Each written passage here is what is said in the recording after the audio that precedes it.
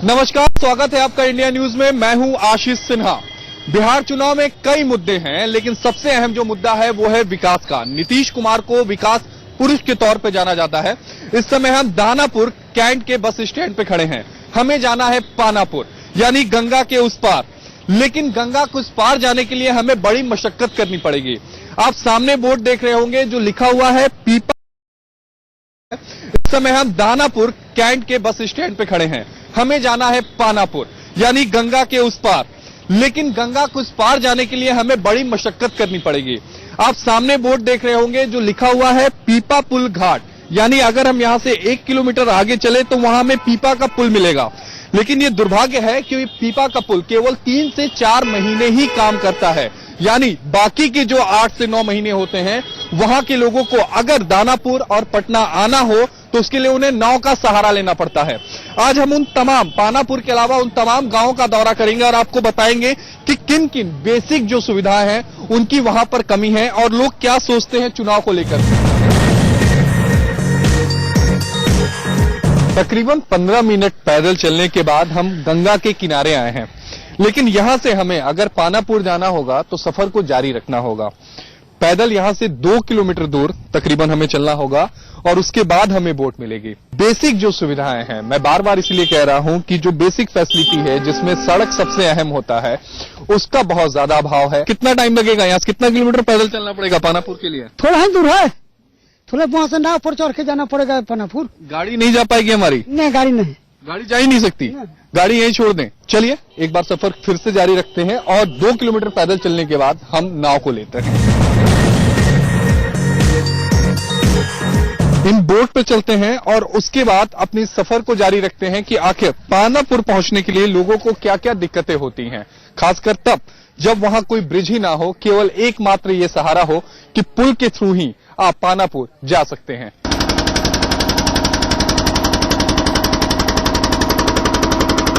पानापुर जाने के लिए आखिरकार हमें नाव मिल गई और इस नाव के थ्रू अब हम पानापुर की ओर निकल चुके हैं। तमाम लोग हैं जो डेली इस नाव से जाते हैं। कितने सालों से आप पानापुर से दानापुर के लिए आते हैं नाव से? लमसम 15-16 साल से तो हम आ रहे हैं। तो 25 बरस से आ रहे हैं, जा रहे हैं। बीच बीच में पीपा पुल बनता है 6 महीना के लिए और इसके बाद पानी हो जाता है तो बंद हो जाता है। एक नाव पर तकरीबन 50 से 60 लोग बैठते हैं और उसके बाद ये सारे लोग शहर जाते हैं। जो रोजमर्रा की जरूरतें हैं अगर उनको भी आपको पूरा करना हो तो भी शहर जाना होगा।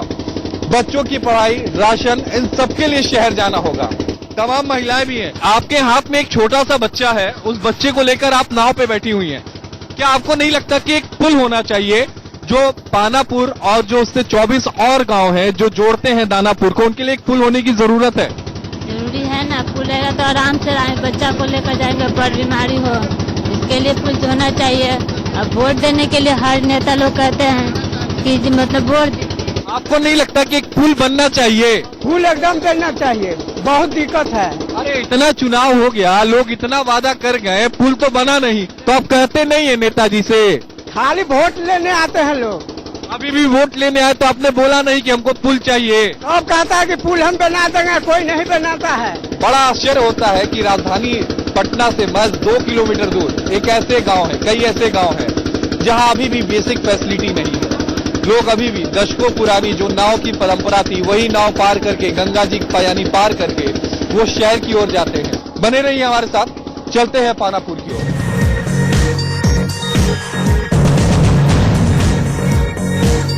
कुछ किलोमीटर पैदल चलने के बाद आप पानापुर गांव में आते हैं। पानापुर गांव में आने के बाद हमने इस चीज को देखा कि यहां पर खंबे नहीं है क्योंकि बिजली के कोई कनेक्शन नहीं है। पुल नहीं है जो सबसे मुख्य वजह है। लोगों के घरों में चलते हैं और लोगों से जानते हैं कि आखिर वो क्या सोचते हैं। खासकर मौका चुनाव का है। गांव के अंदर जो घर हैं, घर में किस तरह के हालात हैं वो मैं आपको दिखाना चाहूंगा। इस समय हम पानापुर के एक घर के भीतर आ गए हैं। चारों तरफ बहुत ज्यादा उजाला है, लेकिन जैसे ही घर में आते हैं यहां पर एक ढिबरी बर रही है। ऐसा नहीं है कि इनको शौक है डिबरी जलाने का, दरअसल बिजली ही नहीं है यहाँ पे, तो जलाएंगे क्या। माताजी कितनी दिक्कत होती है, अब घर में बिजली ही नहीं है, कितनी दिक्कत हो रही है आप लोग को? दिक्कत हो रहा है, इतने सालों से बिना बिजली के आप लोग हैं। बहुत। कभी नेता कुछ कहे बिजली के लिए? काहे नहीं? फिर भी बिजली नहीं आती। नहीं,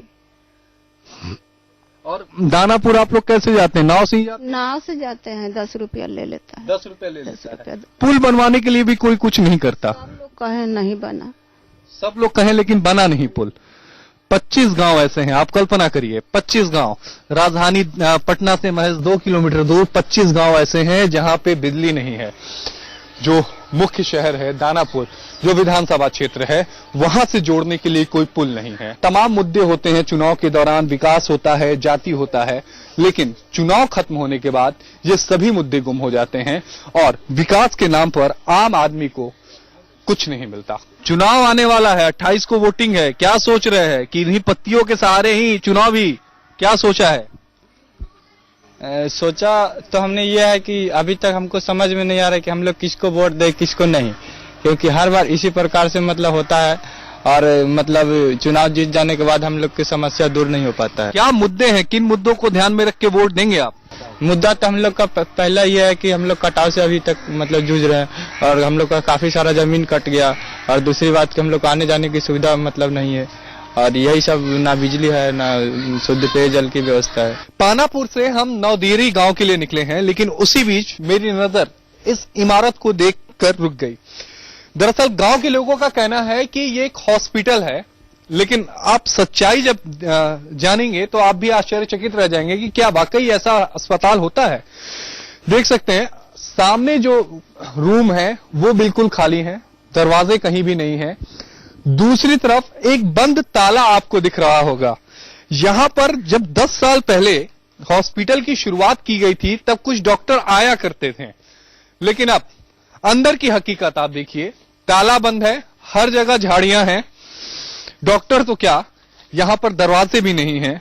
ये पूरी तरीके से बंद हो चुका है। किसी की सीरियस कंडीशन हो तो शायद ही कोई बच पाएगा, क्योंकि दानापुर जाने के लिए आपको वही प्रोसेस दोबारा दोहराना होगा कि आप पहले गंगा घाट तक पहुंचे, वहां से आप नाव लें और उसके बाद आप नाव का सफर करके हॉस्पिटल तक पहुंचे। नवदेरी गांव में हम इस समय हैं, तमाम लोग हमारे साथ मौजूद हैं।